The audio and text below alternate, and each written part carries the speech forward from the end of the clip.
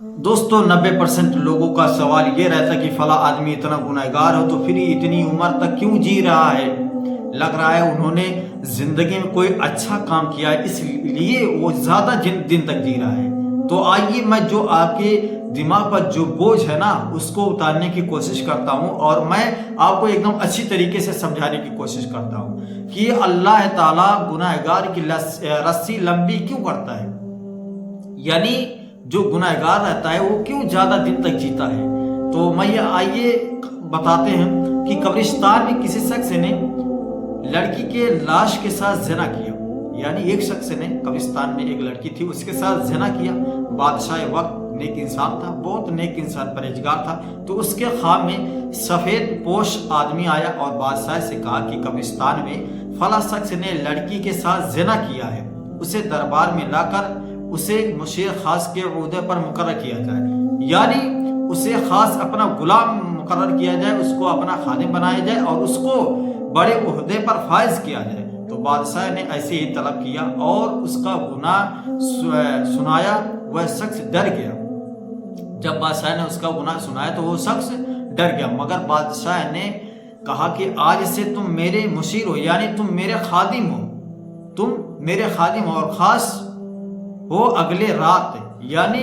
جب انہوں نے کہا کہ خاص میرے خادم ہو تو اگلے رات بادشاہ کے خواب میں وہی سفید پوش ہستی آئی،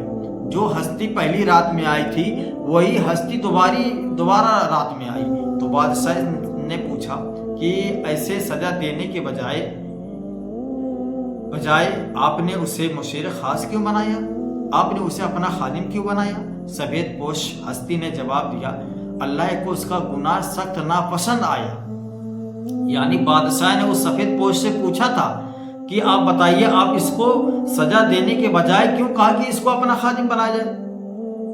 کیوں کہا اس کو اپنا خادم بنایا جائے؟ تو سفید پوش نے جواب دیا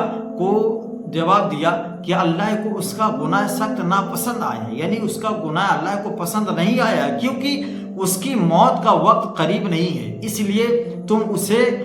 تم سے کہا گیا ہے کہ ایسے مشیر بنا دو کہ عیش و آرام میں پڑھ کر کبھی اپنے گناہ پر نادم ہو کر معافی نہ مانگ سکے، یعنی اس کو ایسے آشائش دے دو، ایسے اس کو حوصلے دے دو تاکہ اس کو اپنے گناہ پر شرمندگی محسوس نہ ہو اور یہ کبھی معافی نہ مانگ سکے، کیونکہ اس کی سزا آخرت میں طے کی جا چکی ہے۔ مرتے دم تک وہ عیش میں غرق رہے گا، یعنی عیش و آرام میں رہے گا، بلکہ خوش بھی رہے گا۔ جس گناہ کی سزا ملنی چاہیے تھی لیکن عالی عہدہ مل گیا، عیش بار بار موقع ملنا گمراہی میں ڈالے رکھنے کا مقصد ہے، یعنی بار بار کا عیش ملنا یہ گمراہی میں ڈالتا ہے۔ جب کبھی آپ کو بار بار عیش ملے، آپ کو بار بار یعنی تکلیف کا سامنا نہ کرنا پڑے، تو پھر آپ جائیں اللہ کی بارگاہ میں روئیں، اپنے گناہوں سے توبہ کریں، اللہ کی بارگاہ میں روئیں، گڑگڑائیں۔ دوستو اسی طریقے سے پوسٹ پانے کے لیے ہماری چینل کو آپ لائک کریں، سبسکرائب کرو، بیل آئیکن کو دبانا نہ بھولیں۔ السلام علیکم ورحمۃ اللہ وبرکاتہ۔